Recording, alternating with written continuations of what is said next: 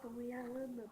Hoje nós estamos aqui pra dar um susto no meu pai. Eu e ela ficamos um tempinho sem fazer o vídeo porque ela fez uma cirurgia e ela tirou o ovário. Ela não podia mais fazer. Mas nós vamos dar um susto no meu pai. Fica de olho aí na telinha que nós vamos ver. Não sei quem vai brigar muito, mas tá bom, né? Aí, pessoal, meu irmão. Deixa eu tirar a minha tetinha aqui.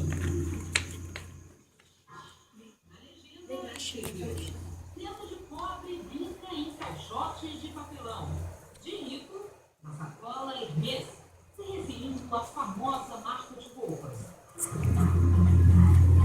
Dias depois, em meio a febre rodoviários, uma mensagem ainda mais inadequada.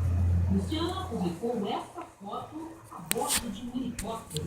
Querido, bom dia! Vai ter ônibus hoje?